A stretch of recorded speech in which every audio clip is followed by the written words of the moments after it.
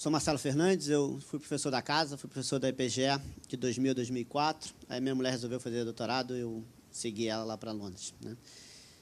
E eu fui parar na Escola de Economia, na época era Departamento de Economia, hoje Escola de Economia e Finanças de Queen Mary.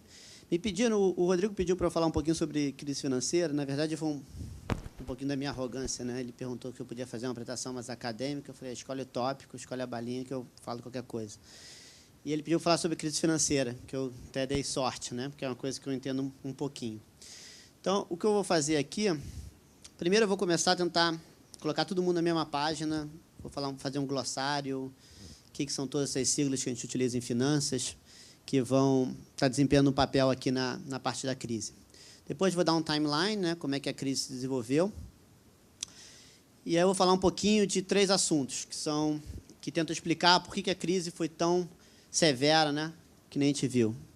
Uma é a parte do contágio financeiro, como é que ele se deu, por que ele se deu, né, e como é que são os mecanismos de amplificação do choque, que era uma coisa que parecia restrita ao mercado imobiliário e, de repente, tomou conta de todos os mercados financeiros. Tá?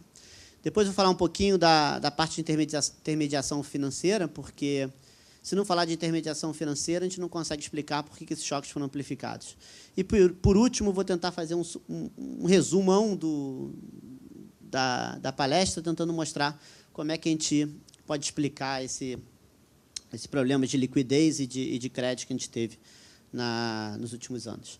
Tá? Eu peço desculpas de antemão já pelo meu português. Ele caiu, perdi muito o meu português nos últimos 6 anos que estou morando fora. Então, se eu começar a falar um pouquinho de jargão em inglês, vocês me desculpem. Tá? As transparências todas são em inglês porque é mais fácil para mim. E, sei lá, um dia eu posso tentar utilizar de novo em algum outro lugar do mundo e sempre mais fácil está tudo em inglês. Tá? Então, deixa eu começar com um glossário. Talvez o menos importante aí seja o primeiro, de GSE, que vem de Government Sponsored Enterprise. Então, é uma empresa que é patrocinada pelo governo, tá? E, geralmente, vai oferecer serviços corporativos, financeiros, para tentar dirigir o crédito, o fluxo de crédito, para setores da economia que o governo está interessado. Então, geralmente, isso é educação, habitação, o antigo CNH no Brasil era isso, né? Não sei, saúde, esse tipo de coisa. Por que isso vai ser importante? Porque quando a gente vai olhar o novo modelo de intermediação financeira, a intermediação financeira não vai ser feita exclusivamente mais por bancos, mas vão ter outras instituições financeiras fazendo intermediação financeira, inclusive essas GSEs, né? O Freddie Mac e o Fannie Mac eram os 2 principais, que foram quase praticamente a bancarrota na crise, e meio que a crise começou a degringolar por causa deles, né? Eles têm um impacto muito forte na economia, então, por isso que eu começo com o GSE aí. Bem, a ABS não é o freio aqui, a ABS é Asset Backed Security, é um papel que tem, ele é como se tivesse por trás dele, tem um ativo qualquer, tá? E esse ativo, ele colateriza o papel. Tá? Então, qualquer tipo de papel, que o valor do papel, o cash flow que o papel te dá, né? O fluxo de caixa que esse papel te dá. Na verdade, eu estou usando papel por security, mas eu não sei qual é a tradução correta. Tá? Então, todo o fluxo de caixa desse papel, se ele deriva de um ativo subjacente qualquer e é colateralizado por esse ativo subjacente, por exemplo, eu tenho um mútuo numa casa, a casa serve de colateral. Se eu não consigo pagar o mútuo, teoricamente, eu deveria ter que dar a casa. Aqui no Brasil, naturalmente, isso nunca vai acontecer. Né? Por motivos legais no Brasil, é praticamente impossível você tomar a casa de alguém se essa for a única casa da pessoa. Então, isso nunca vai acontecer aqui no Brasil, então existe um risco legal muito grande. Tá? Mas você pode pensar num carro, num financiamento de carro. Se você não paga o financiamento, as pessoas tomam o teu carro. Tá? E o ABS é qualquer papel que esteja colateralizado por esse ativo. Tá? Obviamente, o caso mais importante para a gente aqui vai ser o MBS, o Mortgage Backed Security, que é basicamente um papel relacionado ao mútuo. Tá? Então, você tem um mútuo da tua casa, que é um financiamento para comprar a casa. Você pode considerar também um auto loan, se você quiser, para um empréstimo para um carro, um financiamento de um carro. E esse aqui é algum tipo de papel que está relacionado a esse fluxo de caixa que vem do mútuo. Então, por exemplo, você faz um mútuo comigo para comprar uma casa, você tem que me pagar todo mês alguma coisa, e, a partir daí, eu emito um outro papel que está relacionado a esse fluxo de caixa que ele está me pagando. Tá? Esse que é um MBS.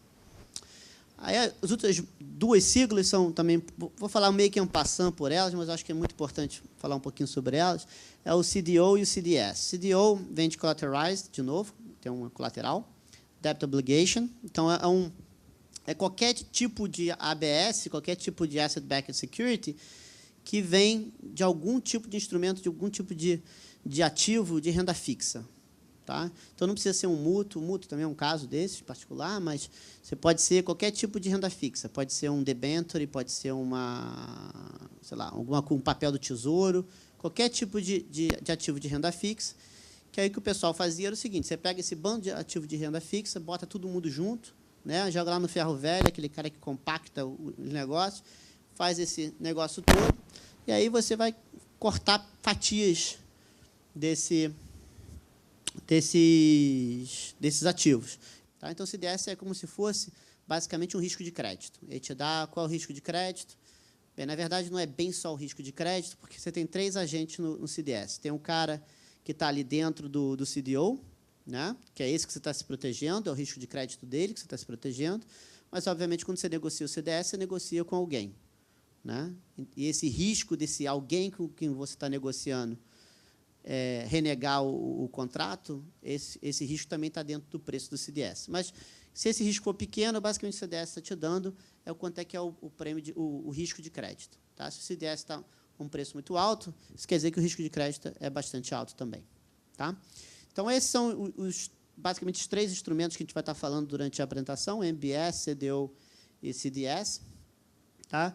Mas eu vou tentar fazer uma historinha aqui bem simples e tentar fazer uma coisa bem intuitiva. Obviamente, eu não vou conseguir.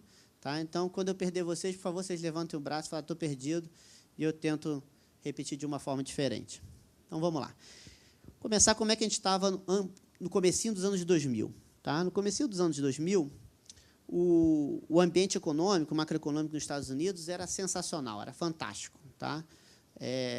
Como foi fantástico em toda essa época aqui no governo, nos últimos 8 anos. Tá?